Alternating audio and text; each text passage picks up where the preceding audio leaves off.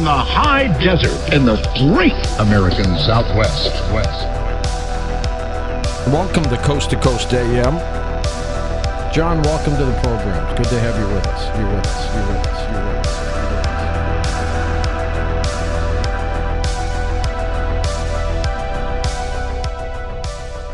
Welcome back to Coast PM, the number one unofficial Coast AM podcast.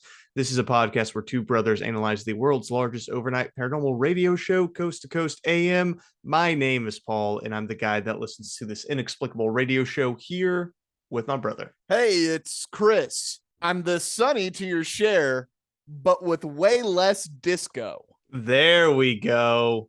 Never disappoints, Chris. It never disappoints. Well, Chris, thank you for jumping onto this call with me today. Yes. We're talking about something that I think is very special to your heart. Okay, what? And I made this episode just for you because you've been asking for this topic for a very long time. What are we talking about? I have to build the anticipation here. Yeah, well, I'm. It's going to be relevatory. We are talking about Atlantis today. Oh, Hot Atlantis, baby. Hot Atlantis. That's what the kids call it. Very excited. We'll be jumping into... I'm so excited, dude. Are we going to get my pre-civilization going on today, or is this an alien guy? This is a pre-civilization guy. Oh, yeah. Not a hint of aliens. Yes. Just for, and you know I hate that, but it's just for you. I know. Oh, I'm so excited. So we're talking about Plato's Atlantis. Plato's Atlantis. We will be listening to an interview that George Noory did with David Edwards in September of 2022. So recent one. David is an author, a self-described historian, and also an expert on Atlantis. So we will... I've never heard of him. Jumping into that, he's very much in the Graham Hancock kind of strain of things, right? He doesn't want to do the aliens, he doesn't want to do the silly stuff. He's like, let's stick to what we know, and what we know is Plato. He wants to know the real Atlantis. He wants to find the real Atlantis with the real Atlanteans. Right. The real was it the Athenians? Who'd they fight? I don't believe the Atlanteans fought anyone, Paul. No, they did. We'll review that in our intro though. Okay. But before we get to my well-crafted intro that I apparently already forgot what's in it, we have to jump over to the Coast AM blog. Tim time. The Coast AM blog by our fantastic Tim Banal. Fan favorite. He's a fan favorite. Yeah, definitely. He's my favorite. He's my favorite. Well, today's article from Tim, multiple witnesses in Mexico film puzzling UFO rotating in the night sky. Ooh, that's exciting. Very exciting. Love a good UFO sighting in Mexico. And we got some video to go with it, huh? A little bit of video, a little south of the border video. Ooh. It's hot. Where the Tex meets the Mex, baby. Let's go. That is right. So several individuals in Mexico were left scratching their heads at the sighting of a puzzling UFO that appeared to rotate in the night sky. The curious event reportedly occurred last Wednesday evening in the town of Tequila, which is the name of a town, apparently, and I love that. That's the name of a town, baby. I wonder what comes from there, Paul. I don't know, but we could probably figure that out with a quick Google. Think maybe a little tequila? Maybe tequila. So the town of Tequila, located in the state of Jalisco. Jalisco. Dude, I screwed that up so much. You should have seen my Arkansas ass in AP Spanish in high school, dude. It was so bad. Terrible. It was so All right. bad.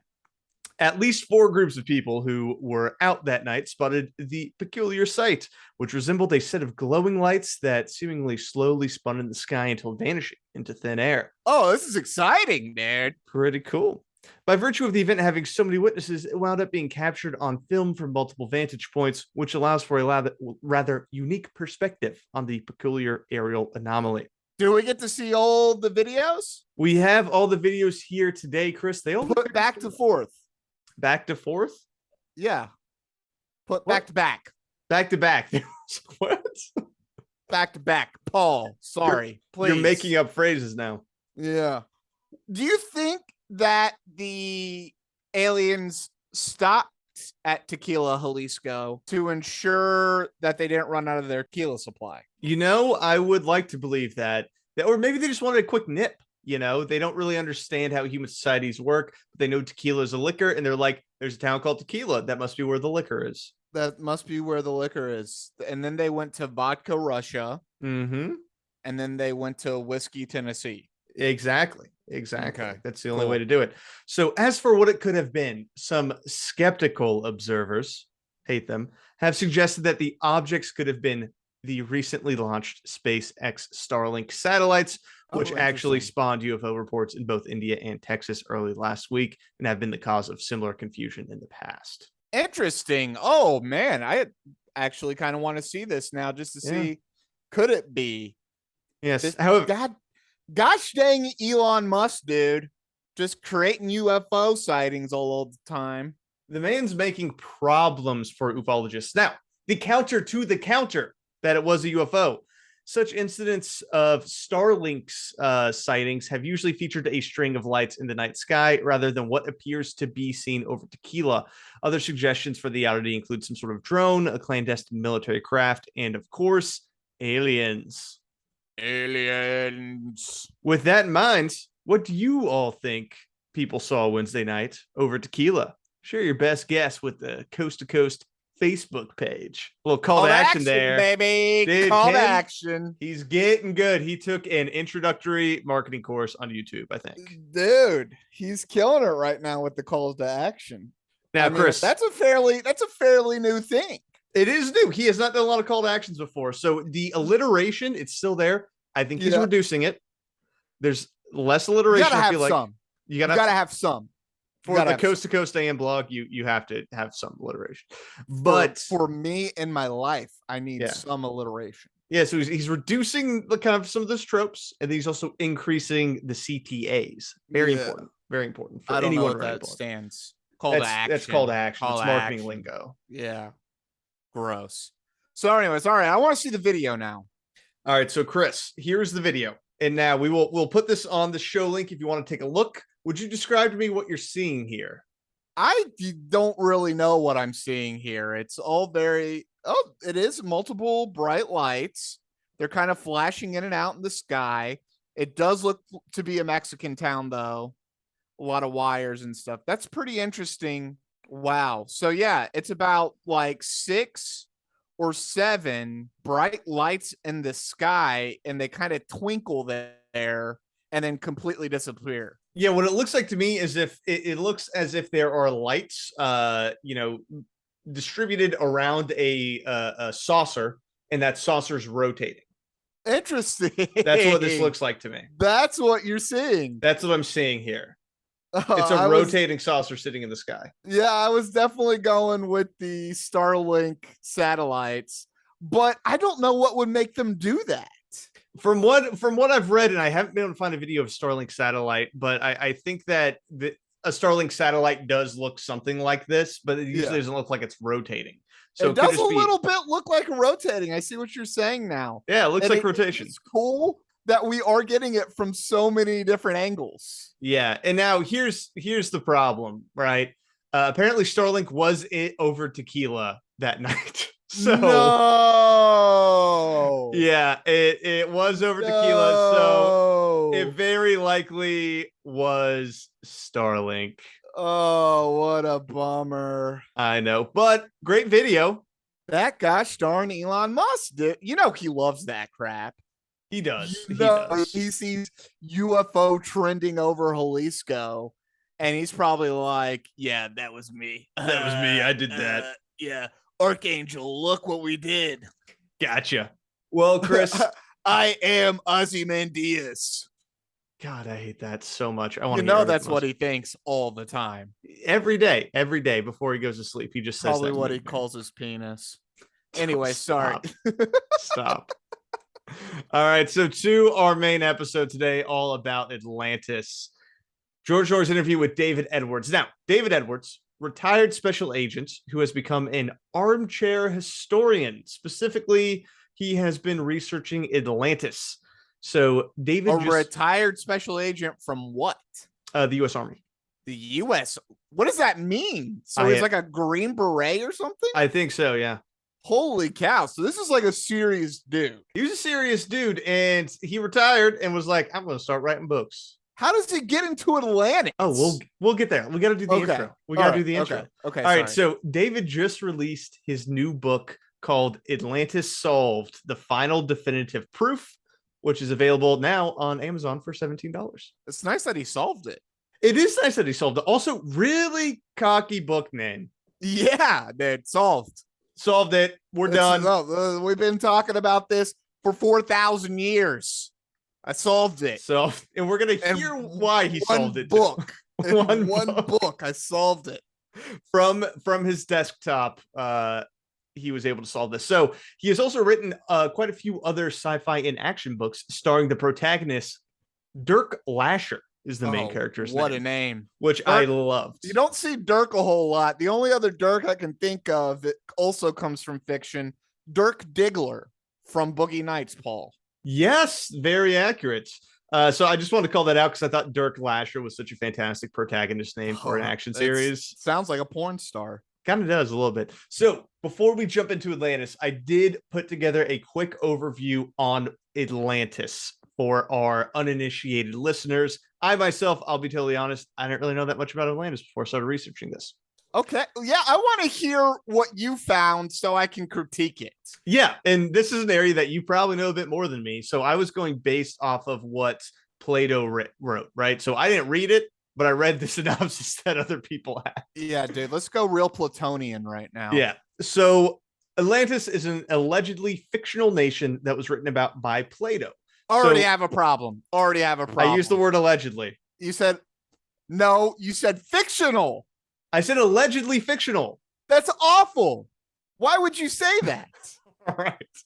It's terrible. All right. I would just take that part out. me- Atlantis is a nation that was Okay. written about by Pluto. let me fix this. Atlantis is a super duper real place Thank you. that Plato talked about. Absolutely acceptable. Now, in Plato's allegory / super real history of Atlantis, Yes, thank you. Atlantis is a utopian island made up of concentric circles that had abundant resources. Now, Plato said that he got the details on Atlantis from like a buddy that heard it from the ancient Egyptians when he was traveling to Egypt. And we'll listen to the description of how that played I out today. believe it was like an uncle. Yeah, it was like an uncle or something. It was, Yeah. or someone else's uncle. I believe his uncle was Solon, Yeah. who is also a somewhat mythical Greek character Mhm. who did extensive traveling in ancient Greece and went to Egypt and apparently visited this is actually all pretty fascinating stuff, visited an ancient temple in Egypt where the priest claimed straight knowledge from 1,000 years or something crazy like that. I mean, it was craziness. Graham Hancock believes that this order of priests existed well into like the Islamic period and were known as the Sabian. Oh, well, there you go. Yeah. So the good old Sabians. Star worshippers. Oh, wonderful. I love stars. So in Plato's story, ancient Athens was his ideal nation, and Atlantis was a utopia that ended up having some problems, and it was the antagonist, right? They ended up being Right. the bad guy by the end. Interesting. So the story goes that Atlantis attacked Athens and loses a war against them, at which point Atlantis falls out of favor with the gods because of their greediness and their use of supernatural powers, and they were sunk to the bottom of the ocean.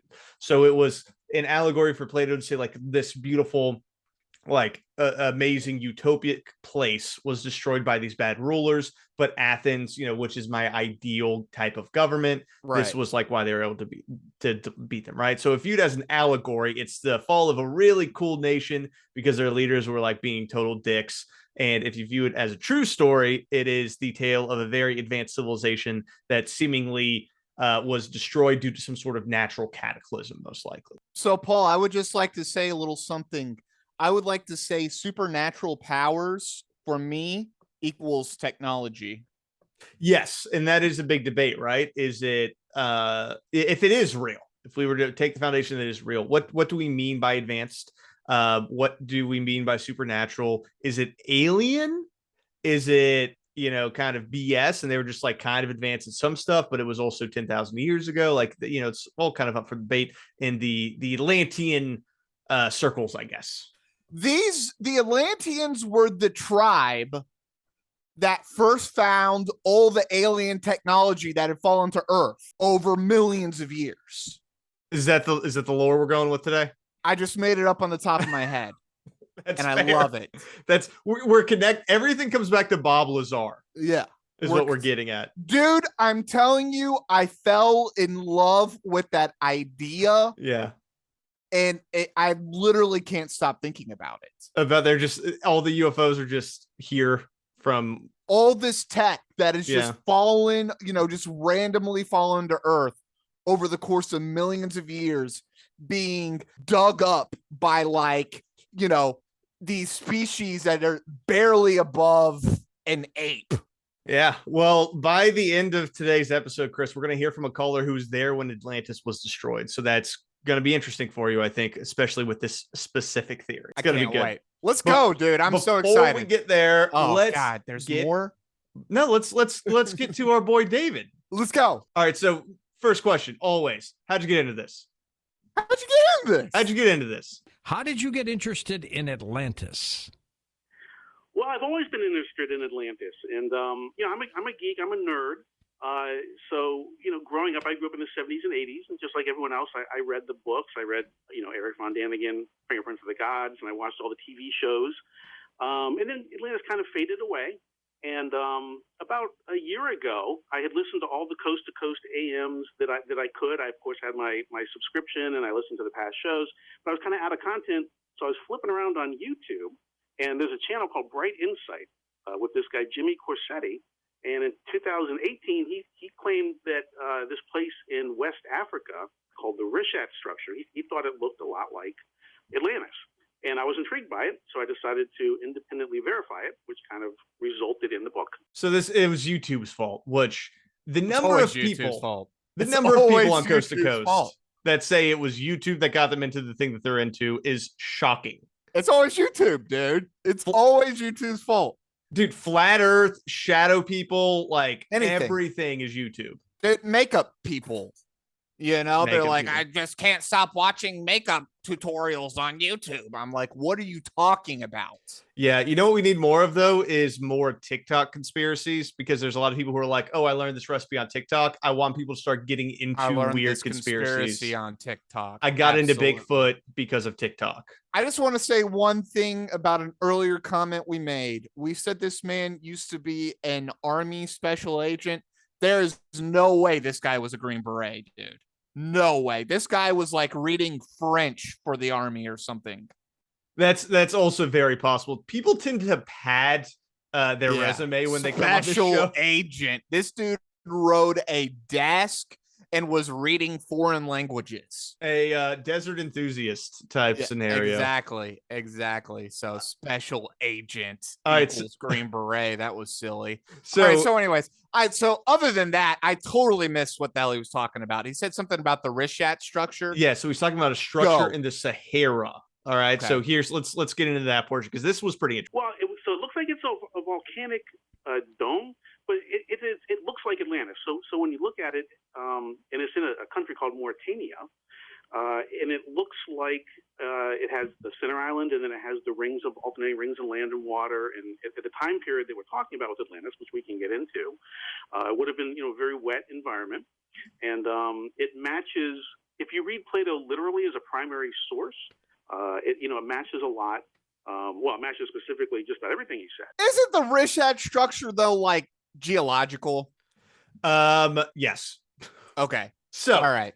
The Richat structure, once again, just to give you background on this, is a circular geological structure in the Sahara's Andrar Plateau in Northwest Africa. So it is considered an eroded geological dome that is 25 miles wide and exposes various layers of rock, which makes it look like this big old bowl in the earth with all these circles around it. Right. Yeah. and it's visible from space. I remember people talking about this, but yeah, you could totally see how it's just kind of a random natural formation that's happened over millions of years. And what his argument is that nothing in Plato's stories say that it was not a natural formation. Oh, what a good answer. I thought it was a very good answer, because the thing is, this is a bunch of answer. circles around each other. Yeah. And you would think an area like that for our ancient forebears would probably have some real significance. Probably. I mean, this naturally happened. Are you kidding me? Yeah. I mean, it looks crazy. It looks really crazy. Now, it is very hard to see, because I also looked at We'll put the Richat structure structure in the show notes as well for those who want to take a look at it. Yeah, it from inside, it's like impossible to tell because it is 25 miles long. But if you are able to get any sort of height, which if you are to get on some of the ridges, it's very trippy. And from space, apparently astronauts love looking at this thing. Right. They can see it from space. And 25 miles, that's a big city. It's big. Yeah, it's very big. That would be a big city. Yeah. So here's the thing, though, Chris. There's a lot of theories about Atlantis. Right. A lot of people think it's in the Atlantic Ocean. So he's got to address that first and foremost. There's a line where he says that it was directly outside the Pillars of Heracles, which we know as the Strait of Gibraltar. And we live in a Google Maps world where I think people think they hear that word, directly, and they want that to mean straight west.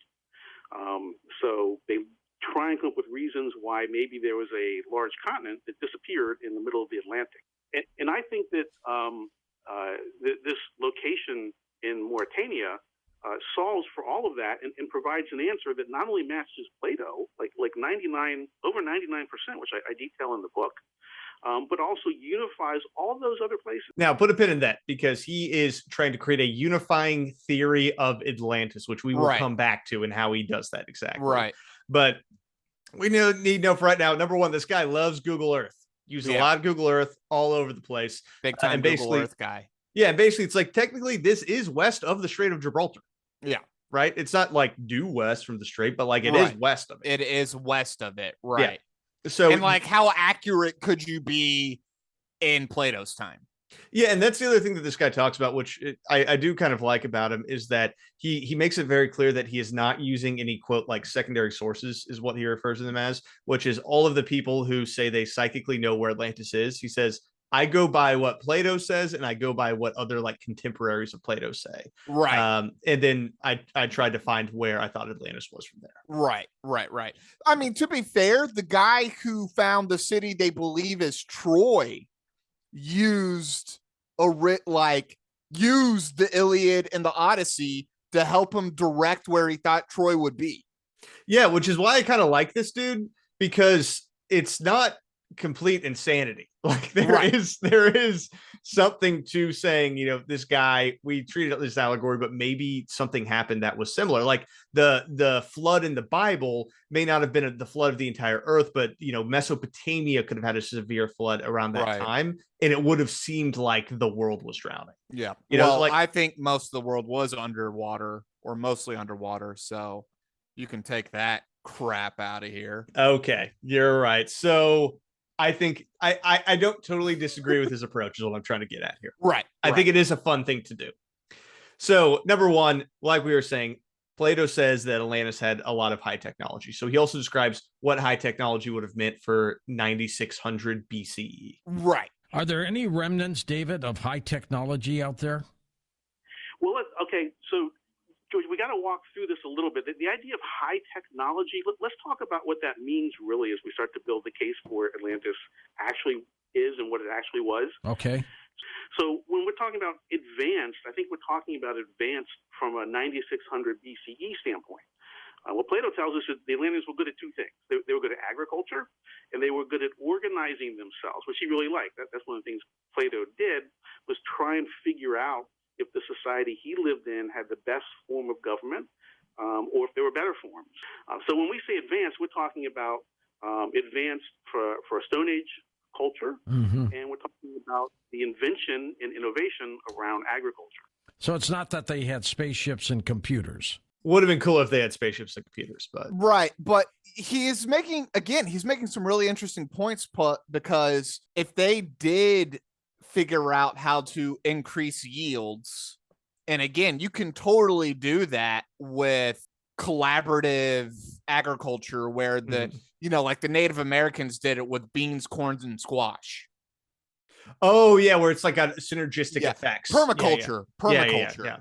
And so, if they figured out some things around permaculture and irrigation and terracing, and then they did come up with whatever this more effective way of organizing themselves was, maybe they did kind of almost like a semi-democracy where, I always think of New Hampshire or Connecticut as being like town halls where the whole town would come together, and then you would elect your representative that would go to the higher version of that, right? And so maybe they were coming up with things like that.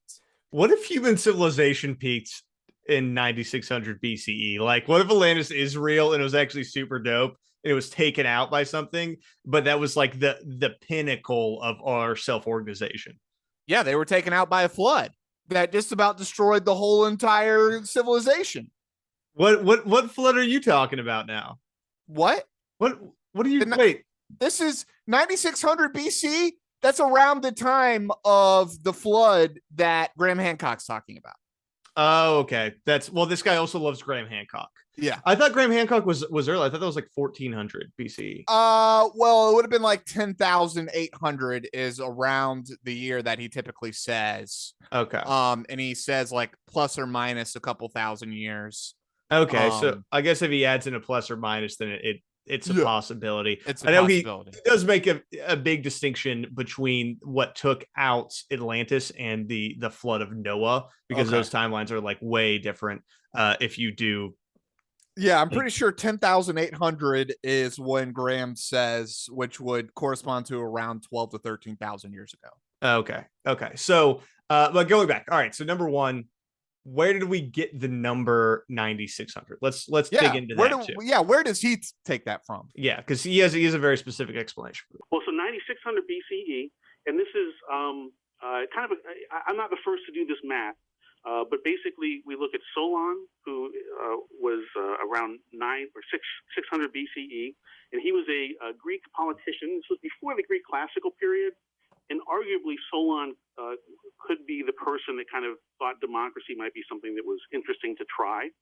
So as he was figuring out what it meant to be a politician and all that, he went to Egypt because Egypt is a storied civilization. It's a good place to go to see how they do things. And they went over lots of stuff.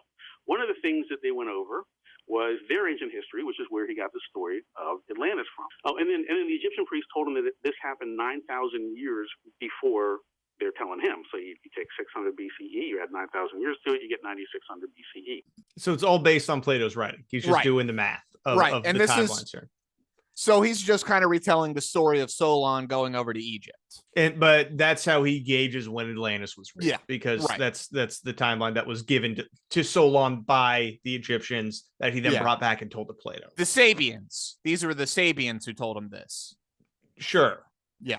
I don't really know that, but yes. I'm going to say that's right.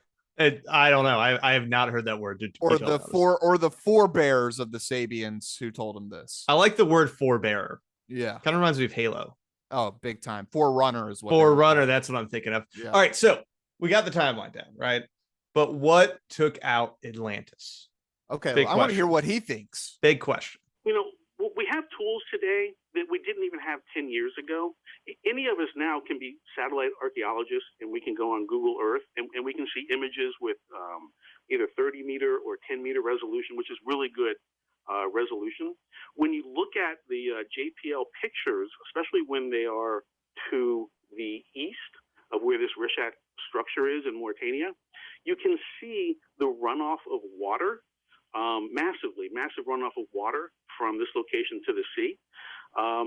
Also, Mauritania exports hundreds of thousands of dollars worth of salt every year. And when you get deeper into Central Africa, Mali, some of those other places, Chad, there's salt everywhere. Well, all salt is sodium chloride, and all sodium chloride comes from the sea. So we know that those places were underwater. When you add all that together, you look at the visual evidence, it looks like a tsunami. So I don't know if that's necessarily right that all salt comes from the sea. I don't think that's right. Well, it's definitely not right. Now, the majority of salt does come from the sea, but it's like ancient salt. So like a lot of salt mines and stuff like that. There was a sea there at one point, but no, not all salt comes from the sea. It's totally wrong. Okay. All right. That's what I thought. I was like, that doesn't seem right to me. No, because there's like natural salt licks all over the place. Yeah, and the other, so the issue that I had with it was that the main thrust of his argument there was that he looked at Google Earth, right, and thought that it looked like water got washed out. Yeah. So that's not the most compelling geological evidence to me. Yeah, it's interesting that he doesn't like Graham's theory if he likes Graham so much. Yeah, I mean, he does have like a few issues with Graham, I think, but he basically expresses like his thoughts about Graham as like, Graham is the guy who got me into this. Right. Like, yeah. He read Graham and was like, this is awesome. Yeah. But you got to separate yourself. Yeah. You can't be a Graham cuck, dude. You gotta. Yeah. You gotta go your own way. You do gotta go your own way in this world for sure. Yeah. Well, that's just an interesting. So he's saying that it could have been taken out by the sea. Yeah, but what he's saying that it was not in the Great Flood. Yeah, he doesn't talk anything about the Great Flood that you're referring to. He's saying there was like some sort of tsunami, some sort of natural cataclysm. Separate, yeah. Right? But it was it was isolated. It wasn't like this worldwide thing. It was just him. It was just Atlantis, or at least the region. Right. Region, yeah. So going back to the contemporary evidence, though, right? Because we are wanting to treat Plato as history, number one, and then number two, like who else was talking about this that could potentially corroborate this from Plato's time? That's interesting. The only one that I've really heard is Solon and Plato. So there are others talking about Atlantis. Yeah, he found another guy that was talking about Atlantis. Okay, cool. Herodotus was really the first person in Western society that tried to write down history. And he wrote this thing called the Histories. And the first third of the book is he just kind of did a brain dump, like a travelogue of everything that the Greeks knew about the world and what everything was called and who everybody was. And then the second 2/3 is he write down what was going on, the war with the Persians, all that stuff. In that first third, he says, if you go to Egypt and then you go west for 10 days, you run into these people that call themselves the Atlanteans. Then if you go 10 days more, you run into more people that call themselves the Atlanteans. And that pattern follows. Herodotus tells us these people are weird. And he doesn't talk about them a lot. He talks about them in two different paragraphs right on top of each other. He says that they lived on top of salt piles, that they would tell you their name, but they wouldn't let you write it down. They refused to record their history. They didn't dream, whatever that means. Strange. And they were vegetarians. And they spent their days cursing at the sun. So is Herodotus. Oh, I've read some Herodotus. I don't remember reading about Atlantis. Yeah, so his histories, the histories of Herodotus were. I have it on my shelf. Do you? I do. Weirdo. They were written around 430 BC and are considered the founding work of history in Western literature. Yeah, he is considered like the first historian of humans. And well, the reason why you might have missed it, Chris, is because apparently it's 2 paragraphs, but he does mention it. But I thought the description of Atlanteans was also interesting. They don't dream and they spend their time yelling at the sun. Now, the time yelling at the sun is actually pretty interesting if you do kind of consider them a people who were destroyed by an intergalactic solar system event. Then cursing at the sun makes a whole lot of sense. Wait, is this going back to Graham? This is going back to Graham because it would have been a meteorite that caused the great flooding during the Ice Age, which is happening 10,800, 9,600 BC at this time. I guess potentially they would have to tie all that together, though. Wait, but when it hit, because I don't know Graham's story that well. So the meteorite hits, they would have to have enough time to get mad at the meteorite. Wouldn't that just immediately cause flooding everywhere? No, they would have. I mean, they would have seen this thing coming for months, probably. Okay, where my head was going, honestly, was aliens. They were really mad at their alien forebearers or whatever, and were screaming at them, or the gods. That's an interesting. Well, right, the sun was the god. Yeah, they're everything was subservient to the sun god Mhm. for the vast majority of human civilization. Yeah. So I don't know. Those were my head was. I was like, oh, aliens. It's got to be aliens. I like mine better. Well, that's because you don't like aliens as much, apparently. And I don't know why you don't like aliens. All right. So what else do we got? What All else right. do we got? So the Richat structure. I can't say this word. I like but- Richat. Richat. I want to Yeah. say Rorschach is the problem. That's terrible. And that's Go. not what it is. But the Richat structure. Or is there any evidence, right, of like other structures or buildings? If this was an advanced civilization, there should be something there. And the short answer is there's not, but Right. David gets into his explanation. Okay. Were there any remnants of structure or anything like that left? So we found whales. So we have non-fossilized whales from the whale bones from the time period. So we know that the ocean made it that far. Okay. Also, I love the fact that he's like, "Did you find structures?" Well, we found whales. Like that's Well, not a we structure. We found whale bones all over the place. Did you Yeah, find is that gold? No, I did found they- a lot of flowers though. It's like They take the whale bones and make it into a building? Why are you telling me this? When it comes to what's physically there, it's all bedrock at this point. But there's one of the guys I work with. His name is David Hansen, and he was there last year. And I'm actually funding an expedition. He's going back next month. What we're gonna find is the agriculture, and we have found 2 spots. And I've had a geologist work with me, and that person is also a geochemist. So we're gonna collect some of the samples, but they're like 80% sure. None of these guys will commit to anything until they physically see it. But it looks like salt evaporate. So we're gonna have the agriculture piece that's gonna marry up to what we're told about Atlantis, and that's gonna be the piece that because everyone wants to see something. So he thinks that they're going to essentially find like proof of like irrigation and Right. agriculture and things like that. within the Rorschach. Biomarkers for a lot Mhm. of agricultural like activity. Exactly. He also said Right. that he's funding this guy to go out there. So I'm a little curious what that looks like. Here, my guess is that he is paying for some guy's plane ticket to go and start digging in this place in the Sahara. Essentially. I think that's what's happening because this does not sound incredibly academic, especially because this guy has himself, like David, has no credentials at all. He was in the Right. military. That was it. Yeah. So, Interesting. This is what if he finds something though? then I would actually be very happy. I think it would be really cool if this was what Plato was talking about. Wouldn't I- that be It insane? would be wild. That would be insane. Hopefully, mean- we would get some real archaeologists out there start Well- figuring out what the heck's going on. And like you said too, that is also how we found Troy. So like I'm not totally against the idea. Like it is kind of badass to be like, we use these puzzle pieces from this like old story that was passed down and we were able to find what they were actually talking about. Like that's cool. Like 75% of our science and history is built on old, rich British dudes stumbling around. Yeah. Just walking around seeing what's up. Yeah, just stumbling around, dude, just like screwing things up, killing people, and discovering things. Mm-hmm. That's true. Well, Chris, next up, you're gonna like this one, I think, because this is where it gets a little Grammy. He talks about natural disasters being a cycle and how we can be in some sort of a Yes. cycle. So this may actually tie in with your theory that this is what Graham was talking about as well. Right. Well, he says it happened in a day and a night, and I think that's consistent with what we're seeing.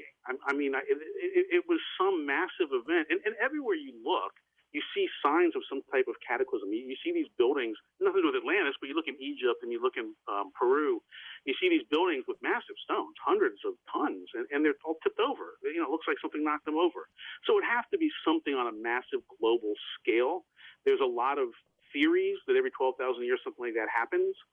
I think if we can establish that this one happened, I think that lends a lot more credence to actually research this stuff for real and get more people looking at it.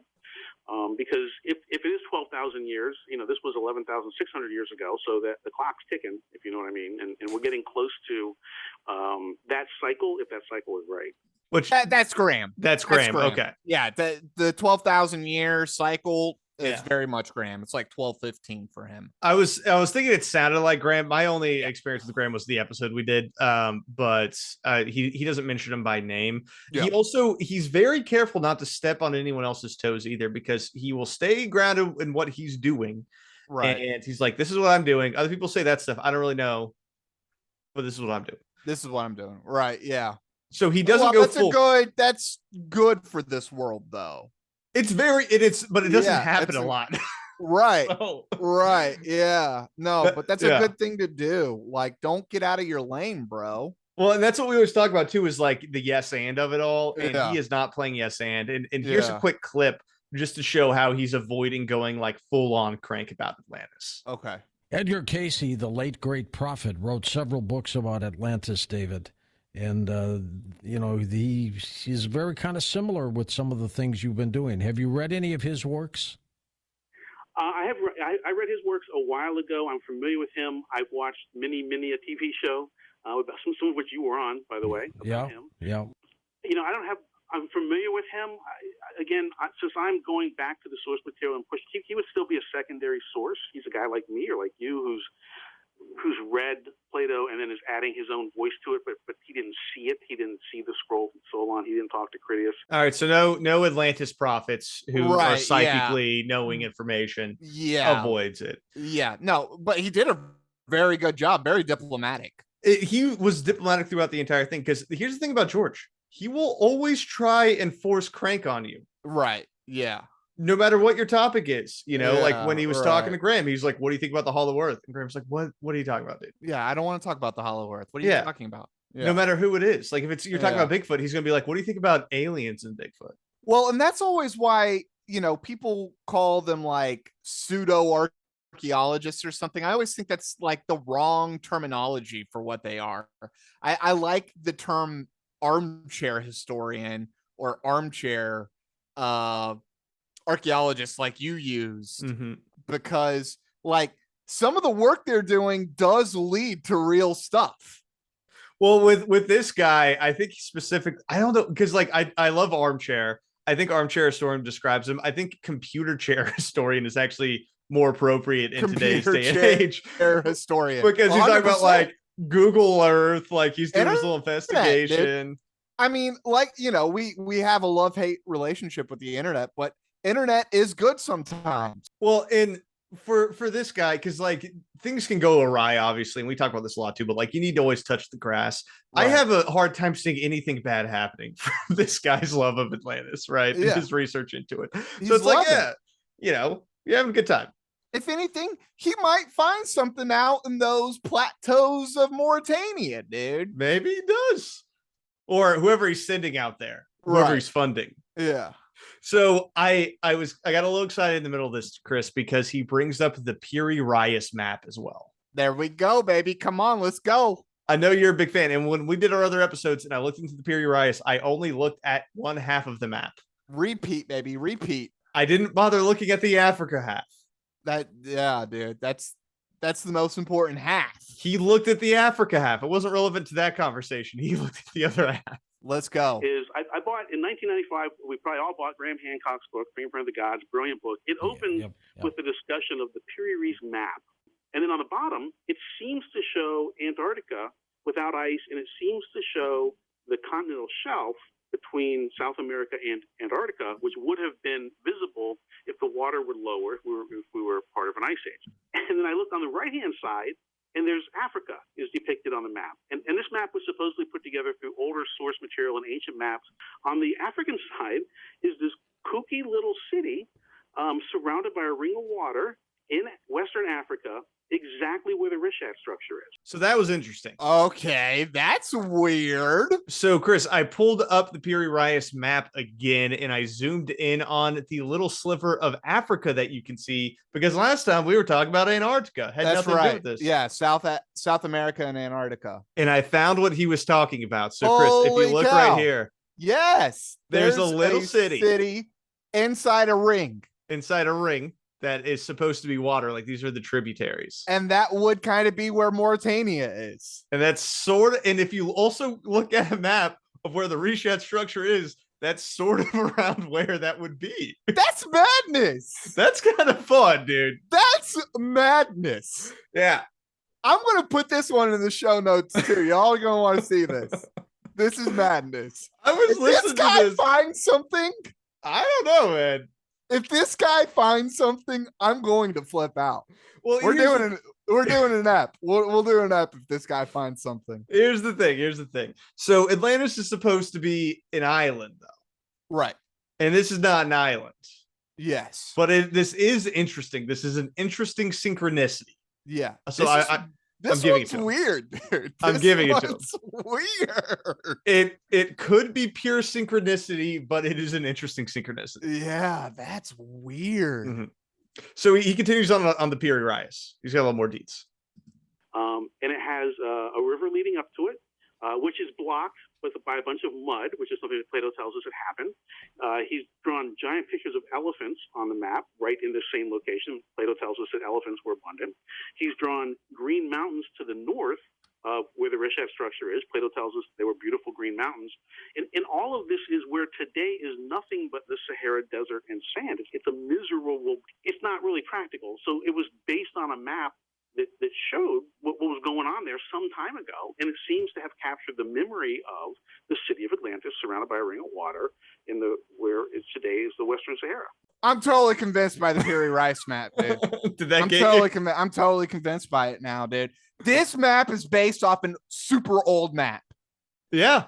This map is based off a super old map. There is no ifs, ands, or buts about it, dude. This is an old map that this man stole weird things from, dude. Things we weren't supposed to know about.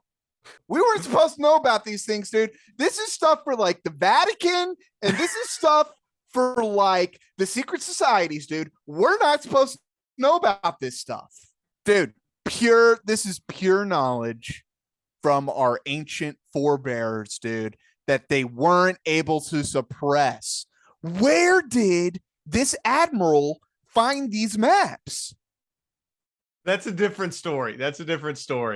That's outside of today. I'm freaking out, dude.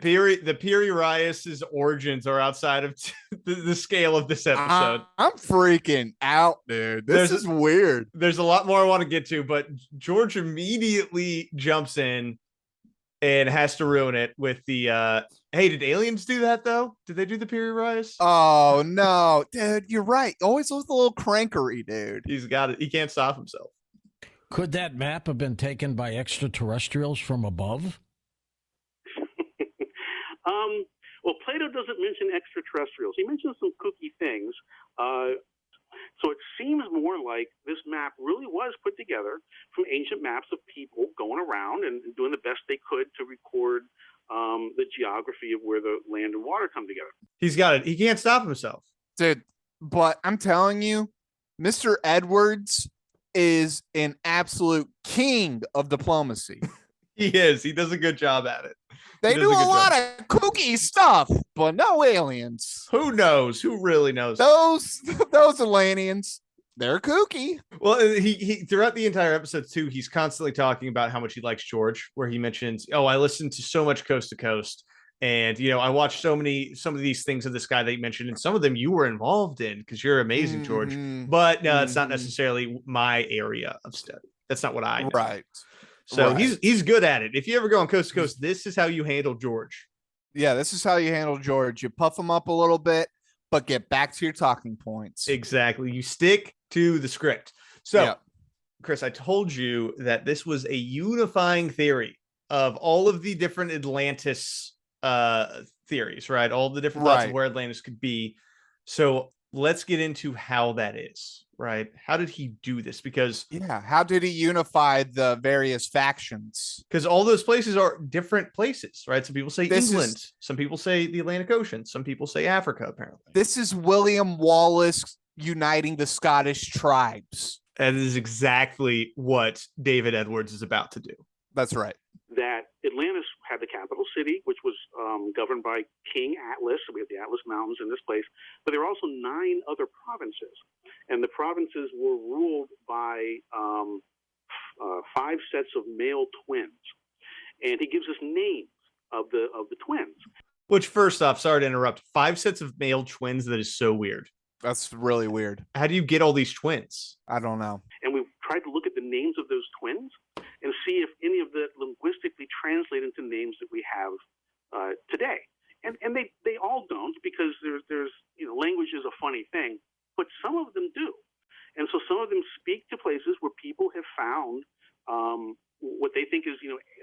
ancient civilizations, and some of them said, "Hey, this is Atlantis." It's not Atlantis like with a capital A, but it's Atlantis, the kingdom. It's one of the provinces. For example, the eldest of the fifth set of twins, his name was Azores.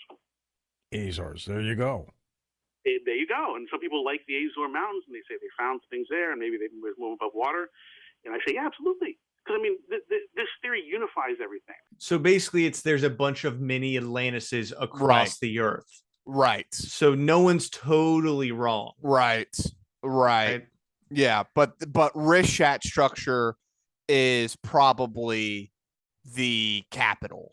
Yeah, that's the capital of Atlantis. But then there's the kingdom of Atlantis, which is very spread out. Yeah. And he continues on about this with one more clip here. Santorini, or the Minoans. One of the princes was named Meneses, which is a lot like Minoans, and there's a deep bull culture and diving islands associated with that. So there are places. There's 4 or 5 places I think are pretty solid candidates, and then for places like for this one called Evermon, that was one of the princes. That sounds like Avalon, which was a mythical island that was up around, Britain and Ireland and all that. That a lot of people like for Atlantis. So the theory being was that number one, it could be multiple provinces, but the number two, after the cataclysm, these leaders could have left and gone to other places and started like different, colonies or whatever. Right. And that is also, spiritually an heir of Atlantis. Right. The children of Atlantis. So that's his unifying theory, is that all these places are related to Atlantis in some way, even if they're not the proper capital, which was at this Richat Structure in the Sahara. Well, and Graham talks a little bit about these beings, they were humans, but they got considered gods eventually, that like went throughout the world and like brought civilization to these various areas. So it's kind of a connective tissue there as well. Yeah, because it very well could have been the Atlanteans who were going out, and they may have been advanced against everyone else, right? At the time, but then they go and they spread their knowledge. They show somebody how to irrigate and terrace and do basic agriculture things. It immediately changes these people's outlook and what is able to happen afterwards, everything that's able to build once you start agriculture. And especially if you're like kind of jump starting it with ideas, right? This is a village, and this is how you keep track of how much food you have, and this is how you do animal husbandry and stuff like that. So it starts to have like a snowball effect. Yeah, it's like all we really needed was one guy to tell us to wash our hands whenever we do surgery, and look what happened there, man. There you go. It's a little nudge.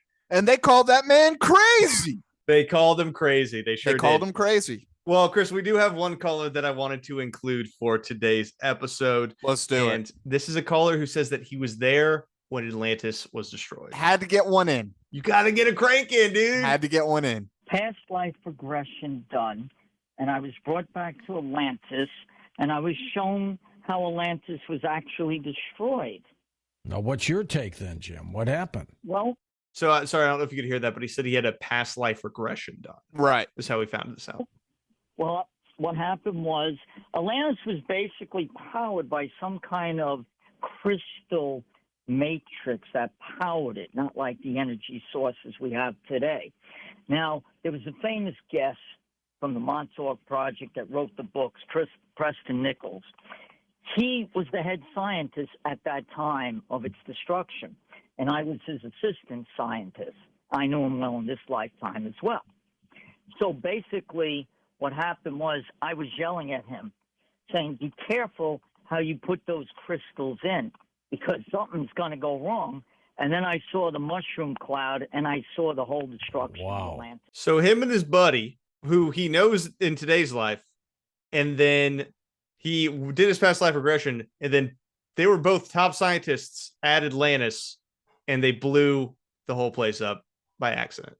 Oops. That sucks. These crystals, they just don't make them like they used to.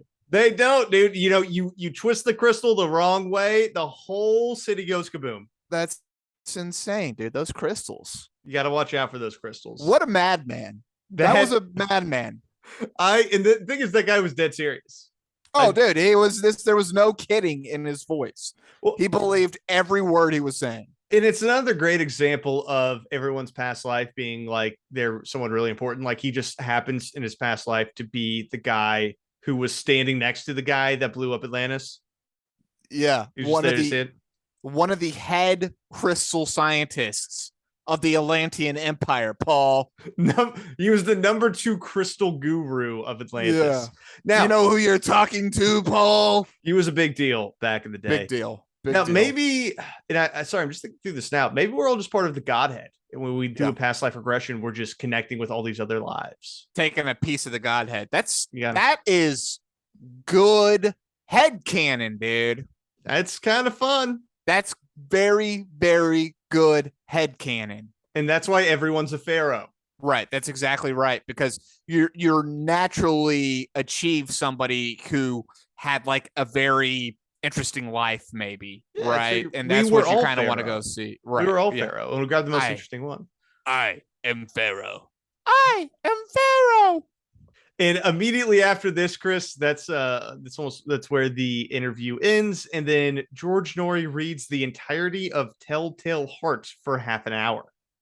For half an hour? Half an hour. He reads Telltale Heart? He reads Telltale Heart. Do you want to hear a little clip? I absolutely do. Okay, so he just ends it. It's like, everyone's been asking me to do this, so I'm going to read you all a Telltale Heart. People have been asking me to do this for decades, and I have refused. I was so confused that why this was happening. Until this random September night. True. Nervous. Very, very dreadfully nervous. I had been in M. But why will you say that I am mad? The disease had sharpened my senses, not destroyed, not dulled them. I just had to throw that in, dude, because that was so weird. That's madness. Yeah, he reads the whole thing. He reads the whole Very good book, though, dude. Some of Edgar Allan Poe's best. Yeah. So that I had to include that because it was so weird. But that was our Atlantis episode, Chris. On a scale of 1 to 5 nuclear crystals, what do you give our show here today? I'm gonna give him a 4 nuclear crystals, dude. I thought he smashed it out of the park. I think that's fair. I'm also gonna give him 4. I think David Edwards, he's a fun guy. He really likes history. You can tell just by listening to him, and I think he's having a really great time. Yeah, figuring out what happened with Atlantis, and I support his journey. I hope he finds something out in Mauritania, dude. What if he does, man? We're gonna tell y'all if he does. You'll find out. We're gonna find out for y'all, and we will do an episode. If this man finds evidence of civilization out in the plains of Mauritania, and there is a map where the exact point with a city on it, dude, it's done. It's over. Atlantis is real. Dude, and that's going to be what we break with our Thursday drops. So the moment that comes out, we're releasing an episode. Right. It's happening. That's exactly right. As soon as we know, if it's a Sunday at 2 a.m., you're getting an episode. Emergency podcast drop. Emergency podcast. That's exactly right. Well, thank you all so much for listening. It has been a pleasure having you listen to us talk as always. My name is Paul. We drop episodes every Thursday. If you like the show, please share it with a friend. And that's all we have for you today. Hey, it's Chris. I just want just an editor's note. Yeah. I haven't received a tape record of this episode yet, Paul. No cassette I want tape? somebody to put this on a cassette tape and share it with their friend that way. That's what I want. I want photographic evidence of it. You can find us online somehow. You have our permission to put us on a cassette tape and start mailing it out. I'll accept a CD, but I want want a CD. And the person who does it on a record, you're gonna get something. The vinyl, yes. If you get us on vinyl, you will receive something from us. I don't know what it is, and it probably really won't be worth a lot because it'll be like our signatures. And that they're not worth anything, but you'll have that. And that's what's important. So anyways, all conspiracy all the time. Later.